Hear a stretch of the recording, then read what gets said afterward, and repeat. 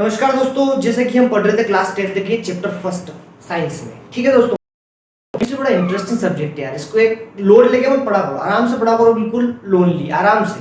ठीक है, देखो हमने अभी तक 1.2 type of chemistry reaction, chemical reaction, इसको कवर कर रहे थे। इससे पहले हमने आपको स्टेप बाय स्टेप पढ़ा दिए रिएक्शन कैसे होगी। ठीक है, इसकी पहली नॉर्मल रिएक्शन, बिल्कुल नॉर्मल रिएक्शन, पानी कैसे बनता है। ये दोनों गैस है, ये जो हाइड्रोजन है ना, ये भी मैंने जी का चिन्ह लगा रहा था, मतलब गैस है, और ये O2 यानी ऑक्सीजन भी गैस है। तो पानी आखिर बनता कैसे है? देखो, एक ये कन्वेयर है, एक ये कन्वेयर है। ठीक है, अब इन दोनों कन्वेयर से एक पाइपलाइन निकाल रखा है। एक तरफ से हाइड्रोजन गैस पास की जाती है, एक तरफ से ऑक्सीजन पास की जाती है। तो यहाँ आके बनता है H2, यानी ये लिक्विड फॉर्म धारण कर लेगा। मगर कैसे? देखो, 2H2O प्लस O2 जो है, अगर एक कन्वेयर में जाती है, यानी कि दो नलियों के माध्यम से एक नली में निकलती है, तब देखो दोस्तों इनके साथ में रिएक्शन होता है। और रिएक्शन किससे होता है?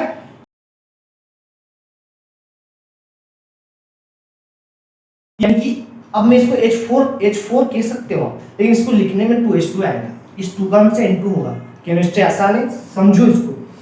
तो 2H2, तो देखो ये 2, ये H और ये O। लेकिन एक और बात इसमें नोटिस करने लायक है, मैंने फिर कहा था कि पानी में ऑक्सीजन सिर्फ 1/2 ही डिसॉल्व होती है, बस। उसके अलावा जो ऑक्सीजन होती है वो बाहर निकल जाती है। तो वही समझा रहा हूं मैं, ऑक्सीजन यहाँ से केवल 1.2 यानी 0.5% ही डिसॉल्व होगी। ठीक है, 1% ऑक्सीजन अगर आप मानते हो तो 0.5 ही डिसॉल्व होगी, बाकी डिसॉल्व नहीं होगी। तो ये मैं समझा रहा हूँ यहाँ से कि देखो ये 2 है, ये H2 है, यानी ऑक्सीजन सिर्फ एक होगी।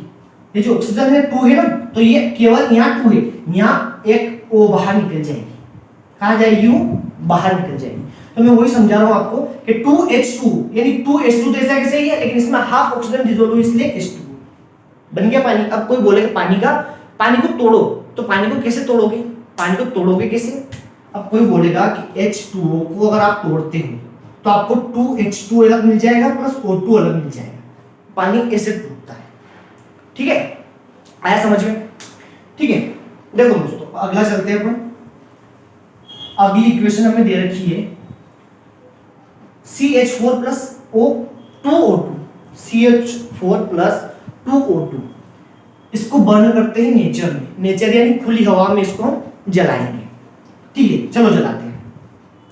CH4 प्लस 2O2 को अगर आप खुली हवा में जलाते हो, यानी बर्निंग इन नेचर, हवा में अगर आप जलाते हो खुले माहौल में, तो 2H2O बाहर आ जाएगा। क्या आ जाएगा? 2H2O बाहर आ जाएगा, यानी कि ये पानी को त्याग देगा, कार्बन डाइऑक्साइड इससे निकल जाएगी और पानी बन जाएगा।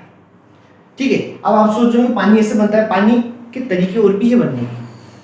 अब आप या तो पानी बाहर निकलेगा या CO2 बाहर निकल जाएगी, कार्बन डाइऑक्साइड। अब कैसे निकल रहा है दोस्तों? देखो, CH4 2O2।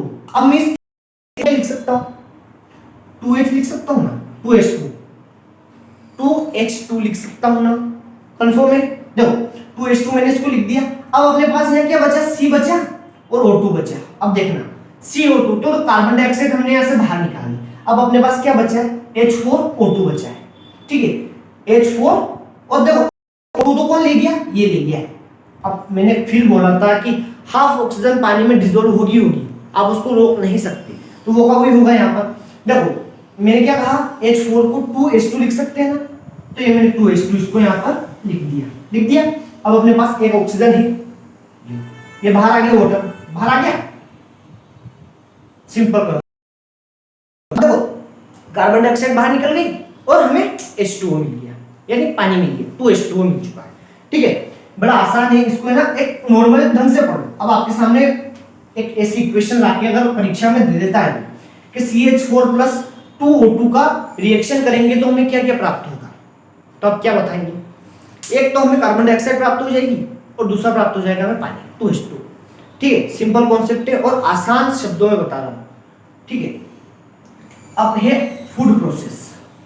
अब देखो फूड प्रोसेस, आपने खाना खाया, ठीक है, खाने में आपने चावल खाया, ब्रेड खाया, रोटी खाई, डज नॉट मैटर, ये मैटर नहीं करता है। उस खाने से आपको क्या मिलेगा? मिलने को तो बहुत सारी चीजें मिलती है, लेकिन मेन जो आपको एनर्जी देता है वो होता है कार्बोहाइड्रेट। कार्बोहाइड्रेट मिलेगा, यानी वो खाना टूटेगा कार्बोहाइड्रेट में, ठीक है। और कार्बोहाइड्रेट जो होता है ना, वो आपकी सेल्स होती है, सेल्स यानी कोशिका, सेल्स में ऑक्सीजन के साथ मिलकर जो क्या बनता है, पहले वो कार्बन डाइऑक्साइड जो वो बनेगा ना कार्बोहाइड्रेट किस में बनेगा, ग्लूकोज में टूटेगा। पहले जैसे क्या है कि आपने खाना खाया, खाना टूटा, खाना टूटने के बाद ग्लूकोज बना, ग्लूकोज बनने के बाद वो ग्लूकोज किससे जुड़ा, कोशिका के अंदर जो कोशिका जो है सेल्स ऑर्गन, उसमें मौजूद ऑक्सीजन के साथ वो जुड़ेगा और क्या बनाएगा, वो अपने कार्बोहाइड्रेट। अब वो कार्बोहाइड्रेट आपको क्या देगा, एनर्जी देगा। यानी कि देखो दोस्तों, एक सिंपल लैंग्वेज में बताता हूँ कि जो धावक होता है, धावक जानते हो, दौड़ जो रेसर होता है वो दौड़ता है, तो आपने देखा होगा कि दौड़ते हुए कुछ लेके फट से उसको पी लेता है और एकदम से वापस वही थ्रू में, तो कैसे होता है, वो जो पीता है ना उसको दिया जाता है वो होता है कार्बोहाइड्रेट, उसमें फुल्ली कार्बोहाइड्रेट होता है। तो जैसे क्विक पिया, क्विक, तो वो एक शेक मिला के पीता है, तो क्या है, वो कार्बोहाइड्रेट है जो आपको क्विक एनर्जी देता है, मतलब क्विक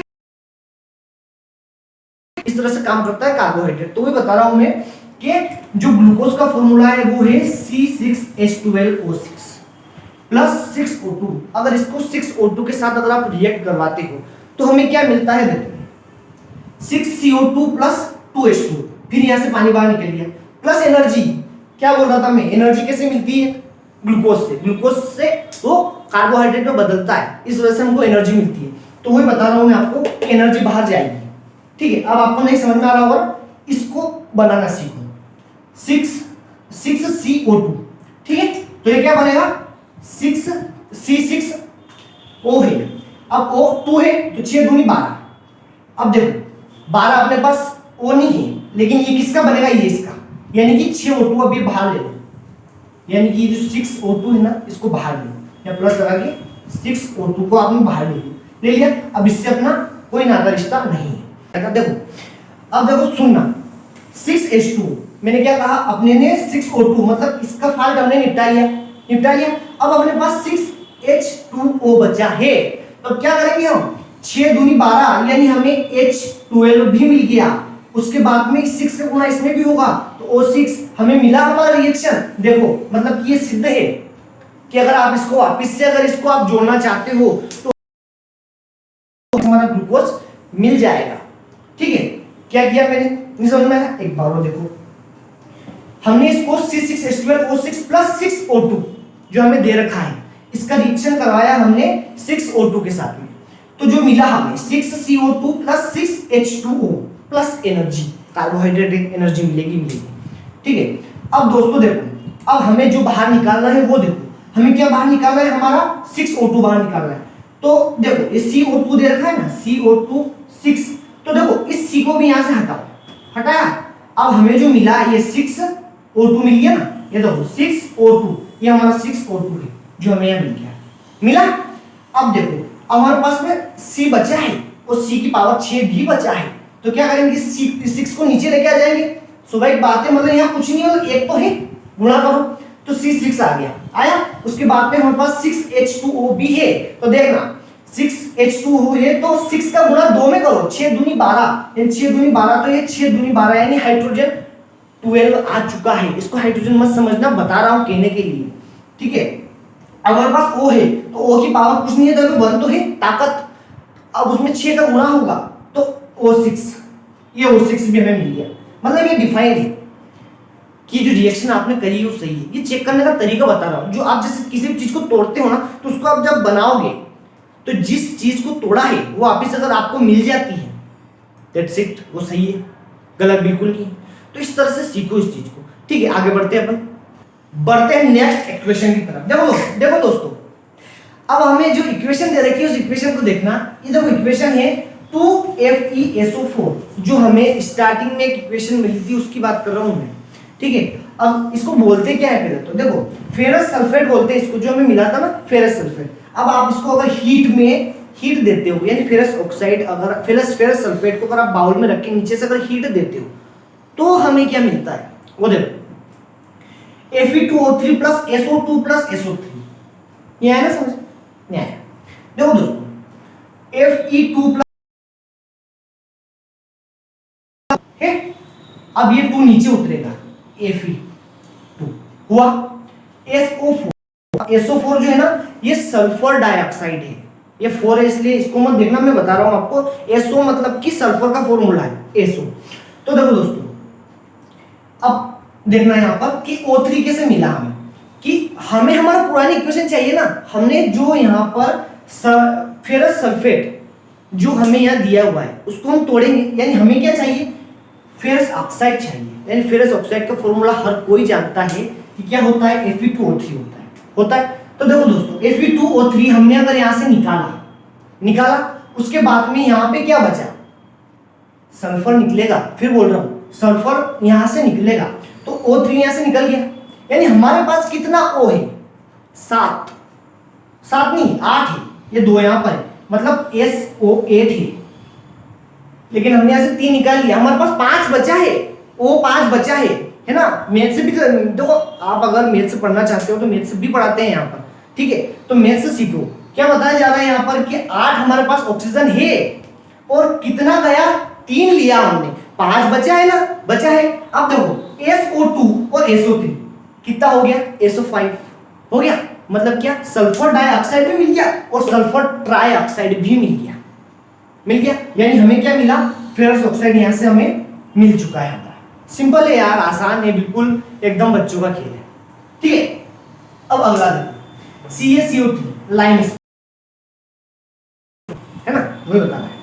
अगर आप उसको हीट करते हो, देखो अगर आपने चूने को पानी में डाला तो वो उबलेगा, यानी वो रिएक्शन करेगा।